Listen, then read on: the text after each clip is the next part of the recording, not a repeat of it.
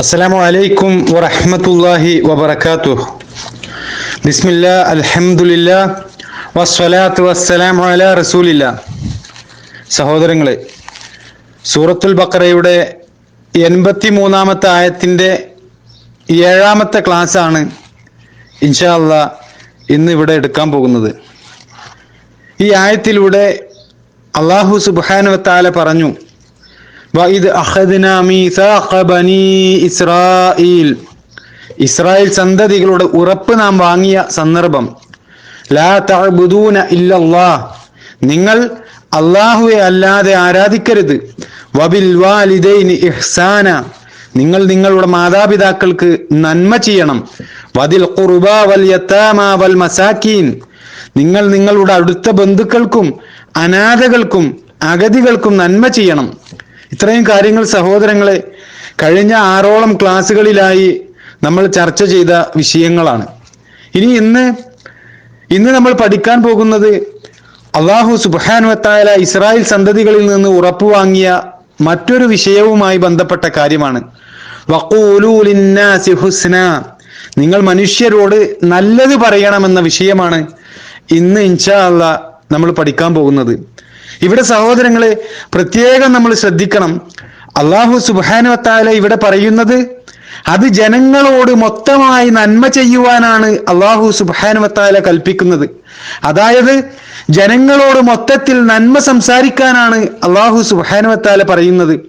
സഹോദരങ്ങളെ, ഇബ്നു കസീർ റഹിമഹുല്ലാ അദ്ദേഹം വിശദീകരിക്കുകയാണ്, ജനങ്ങളോട് നല്ലത് സംസാരിക്കുന്നതിൽ പെട്ടതാണ് അൽ അംറു ബിൽ മഅറൂഫി വന്നഹി അനിൽ മുൻകർ, അവരോട് നന്മ കൽപ്പിക്കുക എന്നതും തിന്മ വിരോധിക്കുക എന്നതും ജനങ്ങളോട് നല്ലത് സംസാരിക്കുന്നതിൽ പെട്ടതാണ് എന്ന് പണ്ഡിതന്മാർ പഠിപ്പിക്കുകയാണ്.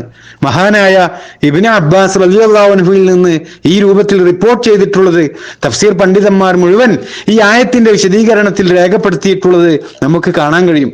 നന്മ കൽപ്പിക്കുക, തിന്മ വെടിയുക എന്നുള്ളത് അത് സഹോദരങ്ങളെ ജനങ്ങളോടുള്ള നന്മ പറയുന്നതിന്റെ ഭാഗമായിട്ടാണ് പണ്ഡിതന്മാർ ഈ ആയത്ത് ചർച്ച ചെയ്യുമ്പോൾ പഠിപ്പിക്കുന്നത്.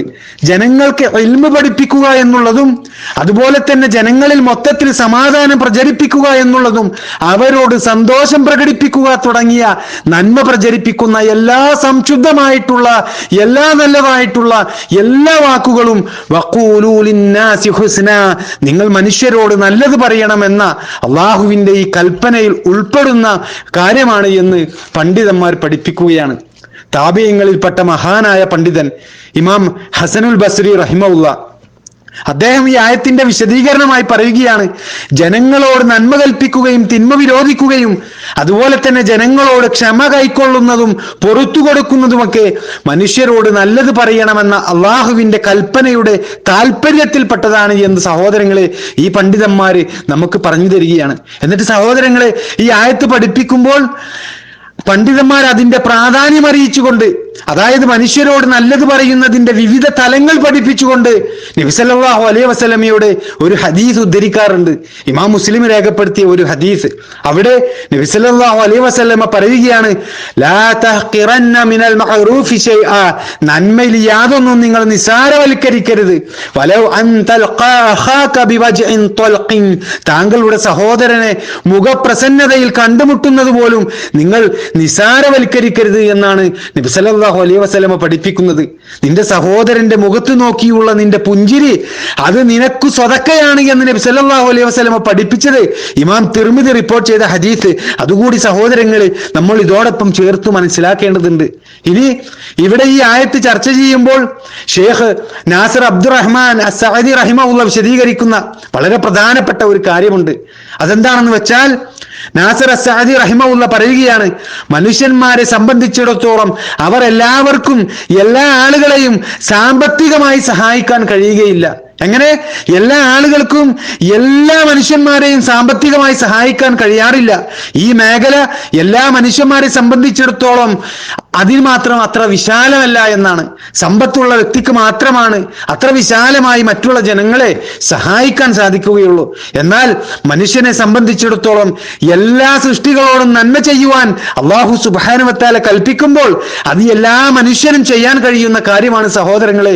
എല്ലാ സൃഷ്ടികളോടും നന്മ ചെയ്യാൻ ചെയ്യാൻ കഴിയുന്ന കാര്യമാണ്, മനുഷ്യന് പ്രായോഗികമായി ചെയ്തു കാണിക്കാൻ കഴിയുന്ന കാര്യമാണ് അല്ലാഹു സുബ്ഹാനഹു വ തആല ഈ ആയത്തിൽ കൽപ്പിച്ചിട്ടുള്ളത്. അത് സഹോദരങ്ങളെ വാക്കുകൊണ്ടുള്ള നന്മയാണ്, നല്ല സംസാരം കൊണ്ടുള്ള നന്മയാണ്.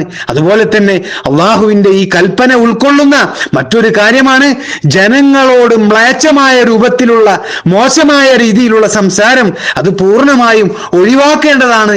ഒരു നിഷിദ്ധമാണ് ആ രൂപത്തിൽ സംസാരിക്കുന്നത് എന്ന് ഇസ്ലാം പഠിപ്പിക്കുന്നത് സഹോദരങ്ങളെ.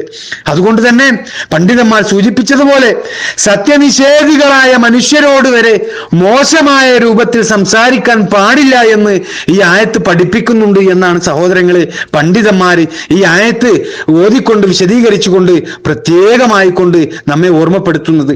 വേദഗ്രന്ഥം നൽകപ്പെട്ടവരോട് നന്മയുണ്ടാക്കുന്ന നിലക്കല്ലാതെ നിങ്ങൾ അവരോട് തർക്കിക്കാൻ പാടില്ല എന്നാണ് അല്ലാഹു സുബ്ഹാനഹു വ തആല പരിശുദ്ധ ഖുർആനിലൂടെ പറഞ്ഞു തരുന്നത്.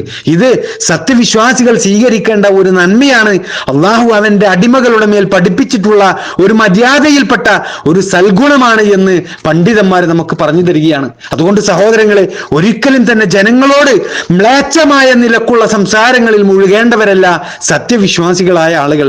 വിശാലമായ സഹനത്തിന്റെ വക്താവായി എല്ലാവരോടും ഭംഗിയായി പെരുമാറുന്ന ഒരു സൽസ്വഭാവിയായി ഏതെങ്കിലും നിലക്കുള്ള ഉപദ്രവം നേരിടുന്ന സമയത്ത് അവിടെയെല്ലാം ക്ഷമ കാണിക്കുന്നവരായി നിലകൊള്ളുന്നവരാണ് ഉത്കൃഷ്ടമായ സ്വഭാവത്തിന്റെ ഉടമകളെന്ന് പണ്ഡിതന്മാർ നമുക്ക് പറഞ്ഞു തരുന്നത്. അല്ലാഹു സുബ്ഹാനഹു വ തആല നാം ഏവരെയും അത്തരം ഉത്കൃഷ്ട സ്വഭാവത്തിന്റെ ഉടമകളിൽ ഉൾപ്പെടുത്തി അനുഗ്രഹിക്കുമാറാകട്ടെ. സഹോദരങ്ങളെ, ഇത്രയും കാര്യമാണ് നിങ്ങൾ മനുഷ്യരോട് നല്ലത് പറയണമെന്ന അള്ളാഹുവിന്റെ കൽപ്പനയുമായി ബന്ധപ്പെട്ടുകൊണ്ട് അല്ലാഹു സുബ്ഹാനഹു വ തആല ഇസ്രായേൽ സന്തതികളിൽ നിന്നും വാങ്ങിയ കരാറുമായി ബന്ധപ്പെട്ടുകൊണ്ട് ഇവിടെ സംസാരിക്കാനുള്ളത്. ഇനിയും കുറച്ചു കാര്യങ്ങൾ കൂടി ഈ ആയത്തിൽ അല്ലാഹു സുബ്ഹാനഹു വ തആല പറഞ്ഞത് നമുക്ക് തുടർന്ന് ചർച്ച ചെയ്യാനുണ്ട്. ഇൻഷാ അല്ലാഹ് അത് നമുക്ക് അടുത്ത ക്ലാസ്സിൽ ചർച്ച ചെയ്യാം. അല്ലാഹു സുബ്ഹാനഹു വ തആല അനുഗ്രഹിക്കുമാറാകട്ടെ.